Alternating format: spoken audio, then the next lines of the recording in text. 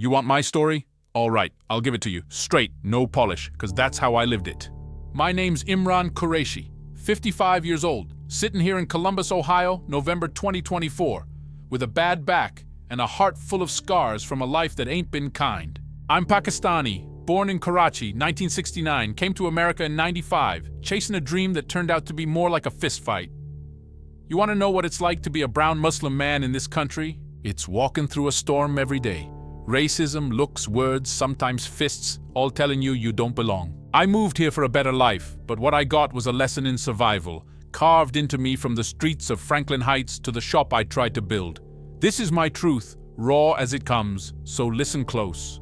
Back in Karachi, I was a mechanic, fixing bikes and cars in my uncle's shop, living with my parents, 2 brothers, and a sister in a cramped flat near Sadar. Life was hard, money tight, streets loud, but it was home.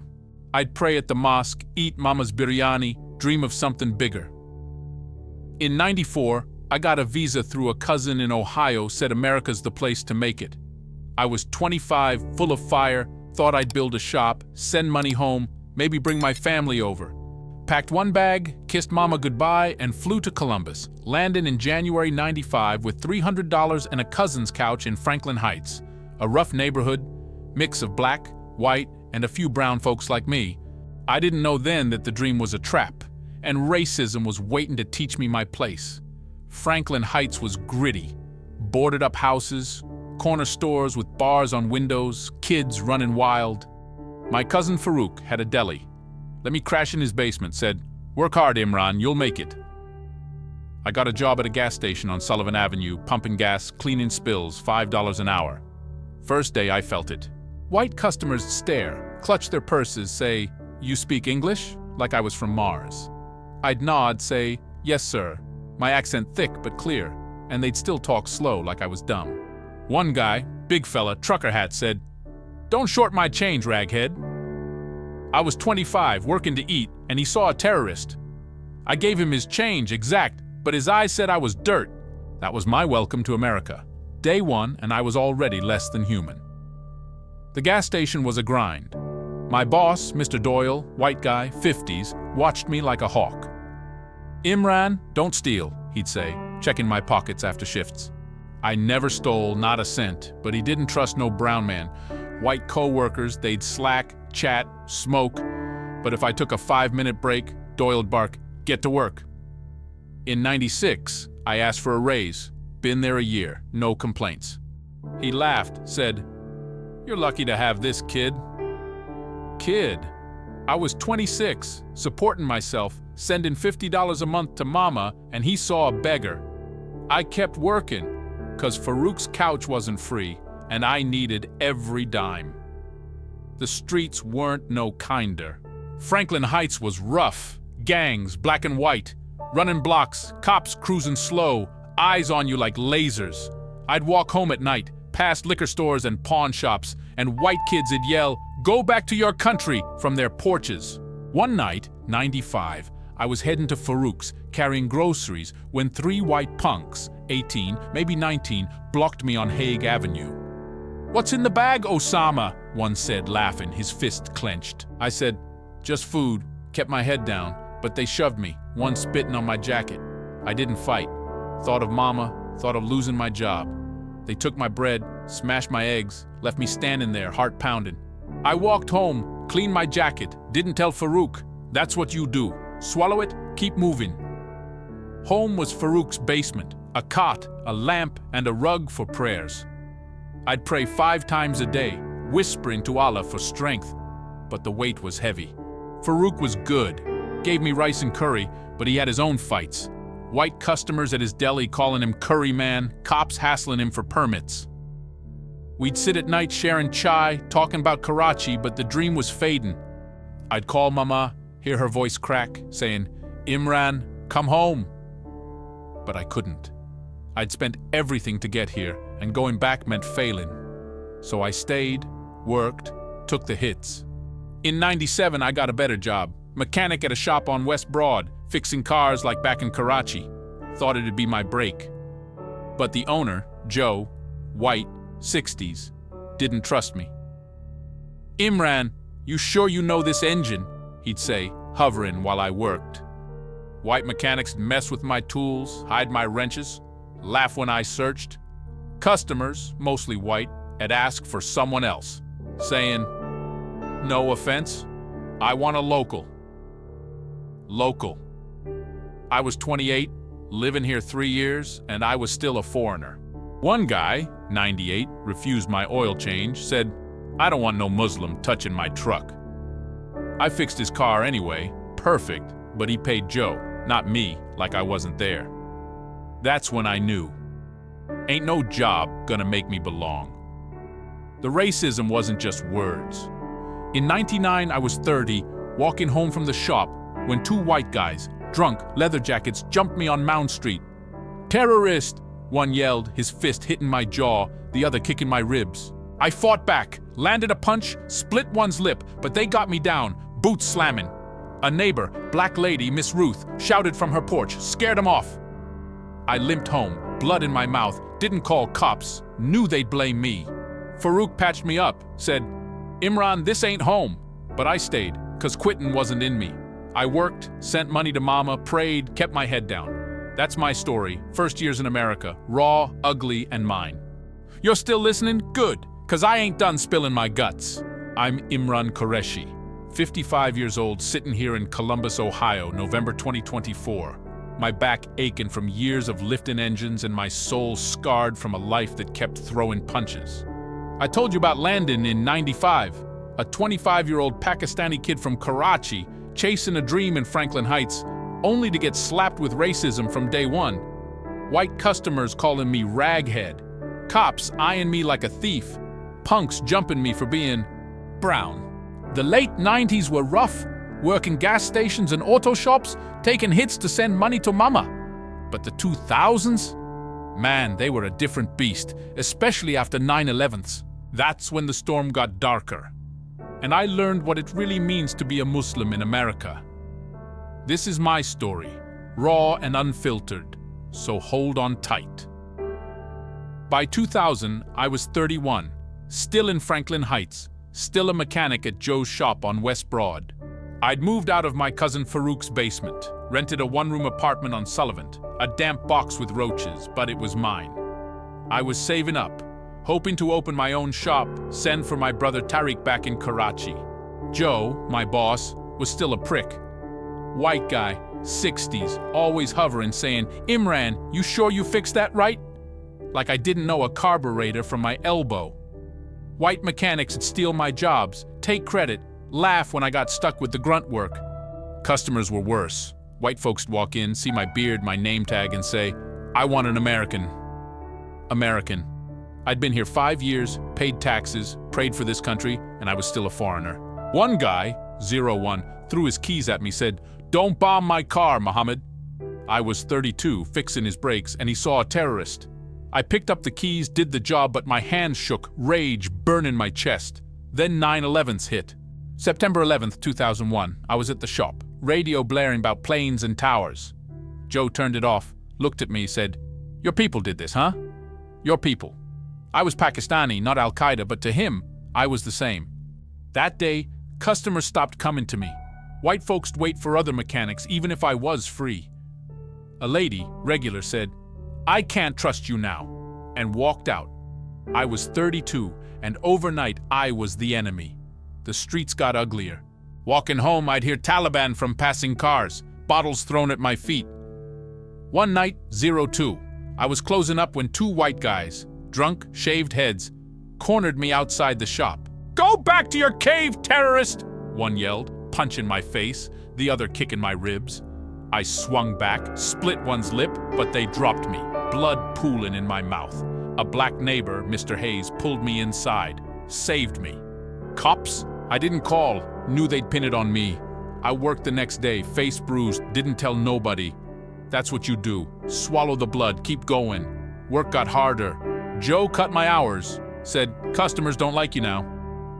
White mechanics got my shifts, left me with late-night grunt jobs. In 03, I asked for a promotion. 8 years at the shop, best record. Joe said, "Imran, you're not management material." A white guy, hired 6 months, got it instead. I was 34, outworking everyone, and I was still the Muslim. I quit, took a job at a warehouse on Georgeville Road. Loading crates, $7 an hour. Thought it'd be better. It wasn't. The foreman, white, 40s, called me camel jockey, laughed when I dropped a crate. 40 pounds, my back screaming. White coworkers hide my gear, say, "You don't need that, Osama." One time, 04, a guy, big tattoos, shoved me into a pallet, said, "You don't belong here." I didn't swing. Thought of Mama, thought of Tariq. But my back's been bad since, a twinge that never leaves. Franklin Heights was a jungle. Gangs, black, white, Latino fought for turf, and I was caught in the middle. Cops patrolled heavy, stopping me for looking suspicious. In 05, I was 36, walking to the mosque on Friday, when a cop, white buzz cut, slammed me against his cruiser, said, "Where's your bomb, Abdul?" I was carrying a Quran, nothing else, but he searched me, ripped my shirt, left me shaking. No apology, no report. My apartment got worse. Landlord, white guy, raised rent, said, "You people cause trouble." Trouble.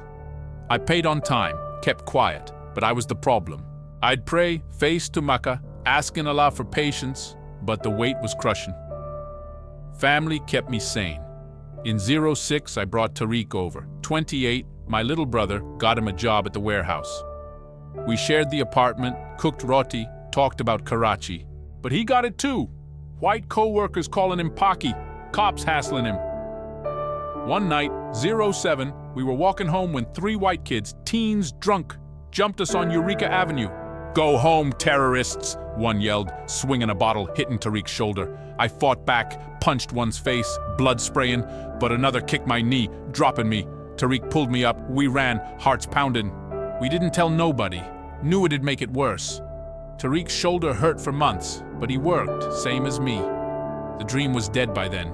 I wanted a shop, a family, a life, but America kept saying, "Not for you." I'd call Mama, hear her pray, "Imran, be strong." But her voice was fading, her health bad. In 08, I was 39, still at the warehouse, when Mama passed. I couldn't go to Karachi, visa mess, no money. I prayed alone, tears on my rug, Tariq holding my shoulder. The racism didn't stop. Cops, co-workers, neighbors all saw me as a threat. But I kept working, kept praying, kept living, 'cause quitting wasn't in me. That's my story, 2000s in America. Raw, heavy, and mine. You're back for more? All right, I'll keep going, but it don't get prettier. I'm Imran Qureshi, 55 years old, sitting in Columbus, Ohio, November 2024, my back creaking from years of hauling crates, and my heart carrying the weight of a life that never let up. I told you about coming to America in 95, a 25-year-old Pakistani kid from Karachi, dreaming big, only to get slapped with racism, white folks calling me raghead, cops treating me like a crook, punks beating me for being brown. The 2000s were brutal, post 9/11, when every look screamed terrorist, and I fought to keep my head above water at gas stations, auto shops, warehouses, sending money to Mama till she passed in 08. The 2010s, man, they were a different kind of grind, building a family, trying to make a home, but the storm of racism kept raging and every step was like walking on glass. This is my story, raw as the blood I spit, so listen up. By 2010, I was 41, still in Franklin Heights, still loading crates at that warehouse on Georgeville Road. I'd married in 09. Sana, a Pakistani girl, 32, born in Lahore, who came to Columbus through her aunt. She was a cashier at a grocery store, soft voice, fierce heart, and she gave me something to fight for. We had a son, Bilal, born in 10, a tiny spark that kept me going. We rented a small house on Harris Avenue, a step up from my old Roachbox apartment, but the neighborhood was still rough. Gangs, broken sidewalks, cops cruising like sharks. My brother Tariq, living with us, worked at a factory, his shoulder still bad from that 07 beating. I was trying to save for my own auto shop, but the warehouse paid peanuts and racism was a boot on my neck every damn day. Work was hell. The foreman, Carl, white, 50s, still called me camel jockey, smirking when I lifted 50-pound crates, my back screaming. White co-workers would slack off, but if I paused to wipe sweat, Carl'd yell, "Move it, Imran!" In 11, I asked for a shift lead job. 16 years in warehouses, clean record. Carl said, "You don't got the vibe for it." Vibe. A white guy hired last year got it. I was 42, outworking everyone, and I was still the foreigner. One time, 12, a co-worker, big guy, goatee, pushed me into a stack of crates, said, "Go back to your desert." My arm bruised, back spasmed, but I didn't swing. Thought of Bilal. Thought of Sana. I worked, sent $100 a month to Tariq's kids in Karachi, prayed for strength, but the poison was deep. The streets were no safer. Franklin Heights was a battleground. Black gangs, white gangs, Latino crews, all fighting for turf. Cops patrolled heavy, always stopping me. In 13, I was a 44, walking home from a shift, when a cop, white, 30s, pulled me over, said, "You look like trouble." I was carrying groceries, nothing else, but he searched me, slammed me against his car, said, "Where's your bomb, Abdul?" My ribs hurt. For days, but I didn't tell Sana. She'd worry. Neighbors, mostly black and brown, were cool, but white folks had crossed the street when I passed, whispered terrorist from their porches. One night, 14, I was taking Bilal 4 to the park when a white guy, drunk, tattoos, yelled, "Keep your kid out of here, Paki!" I held Bilal's hand, kept walking, but his little eyes were scared and my heart broke. Family was my anchor, but they got hit too. Sana, working at the grocery, had white customers skip her line, say, "I want an American." Her boss cut her hours, said, "Customers don't like your scarf." Tariq, at the factory, got laid off in 15. White workers kept. Him and other brown guys cut. He took a job driving cabs, but white passengers would refuse his cab, call him jihadi. Bilal, starting school, came home crying in 16. White kids called him bomb boy, pulled his backpack. I taught him to be proud, said, "You're Pakistani, Bilal, strong like Baba." But my voice shook, 'cause I knew what he'd face. The West End was a cage, and racism was the wire. Cops, neighbors, bosses, all pulling it tight. The worst came in 17. I was 48, still at the warehouse, when Tariq got hurt.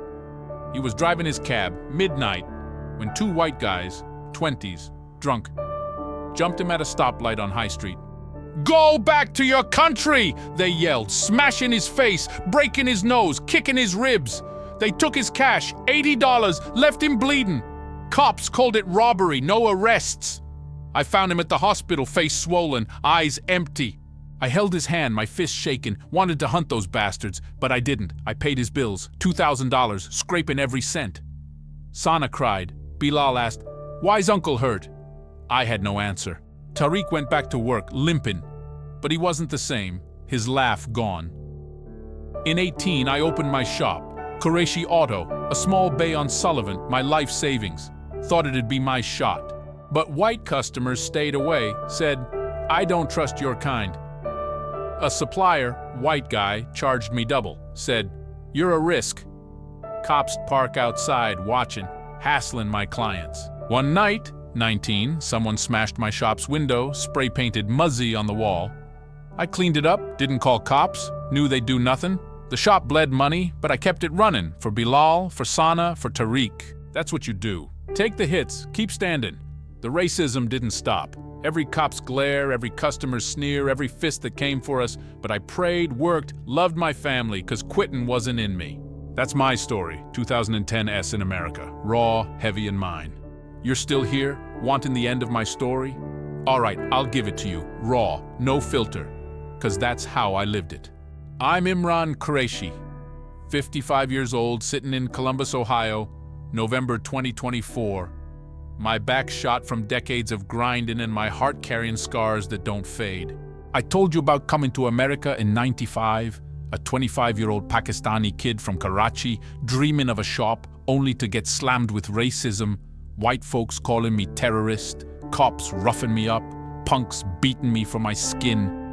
The 2000s were a fire post 9/11, when every glance was a knife, and I fought to keep my family afloat. Sana, Bilal, Tariq, while working dead-end jobs. The 2010s were no softer. Opening my shop, Qureshi Auto, only to face more hate, vandalism, and my brother's blood on the streets. The 2020s? They brought new storms, but they also showed me what I'm made of. This is my last piece, the end of my road, so listen close, 'cause it's all I got left. By 2020, I was 51, still running Qureshi Auto on Sullivan Avenue, Franklin Heights. A one-bay shop that was more a dream than a business. Sana was 43, working part-time at a pharmacy, her hijab still drawing stares. Bilal was 10, in school, smart but quiet, carrying the weight of kids calling him Bomb Boy. Tariq, 42, was driving cabs again, his nose still crooked from that 17 beating. We'd moved to a better house on Belvedere, small but clean, trying to give Bilal a chance. The shop was bleeding money. White customers stayed away, saying, "I don't trust Muslims." Suppliers jacked prices, cops parked outside, scaring clients. But I kept it open for Bilal's future, for Sana's smile, for Tariq's kids back in Karachi. I was tired, man, bones aching, but quitting wasn't in me. The racism didn't sleep. At the shop, white clients haggle, say, "You're overcharging, Imran," when my rates were half the chain shops. One guy, 20, refused my tire fix, said, "I ain't letting no Paki touch my car." I was 51, 25 years in America, and still a Paki. I fixed his tires anyway, perfect, but he paid in coins, tossing them like I was a beggar. Cops were worse. Officer Daniels, white, 40s, stopped by weekly saying, "Got any bombs, Abdul?" He'd search my shop, knock over tools, find nothing. In 21, he cuffed me for trespassing in my own lot, left me in his cruiser for 2 hours, no charge. My wrist hurt for weeks, but I didn't tell Sana. She'd panic. That's what you do. Swallow the pain, keep moving. The streets were a gauntlet. Franklin Heights was still a mess. Gangs, drugs, broken glass. White folks moving in, gentrifying, brought new eyes, new hate. In 22, I was 53, walking Bilal, 12, to the bus, when a white guy, 30s, hipster beard, yelled, "Take your kid back to Pakistan!" Bilal froze, his eyes wet, and I held his hand, said, "Keep walking, beta." But my heart was breaking. That night, someone keyed Muzzy on my shop's door. I painted it over, didn't call cops, knew they'd laugh. Neighbors, black and Latino, were solid, but white ones would glare, whisper terrorist when I mowed my lawn. I'd pray, face to Makkah, asking Allah for patience, but the weight was crushing. Family took the hits too. Sana, at the pharmacy, got passed over for a manager job in 23. White cashier, less experience, got it. Her boss said, "Customers prefer a familiar face." Familiar. Sana was 44, worked there 10 years, but her hijab made her foreign. Tariq, driving cabs, got robbed in 24. White passenger pulled a knife, took $120, called him jihadi.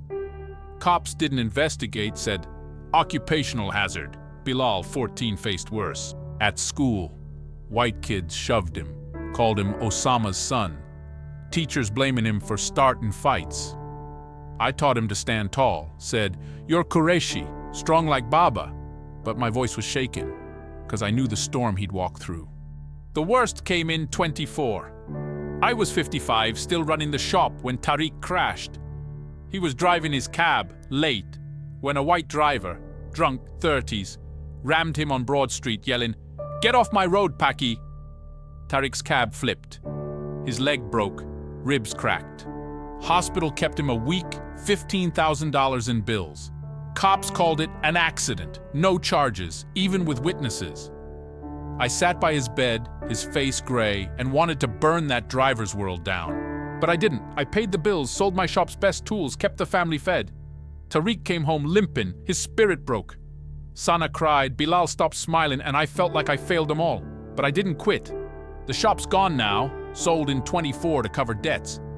But I'm working at a garage, fixing cars, 55 and still grinding. Sana's at the pharmacy, Bilal's in high school, studying hard, dreaming of being a doctor. Tariq's driving again, slower, but alive.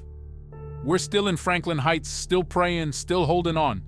Racism never stopped, every cop's stare, every neighbor's whisper, every job I didn't get.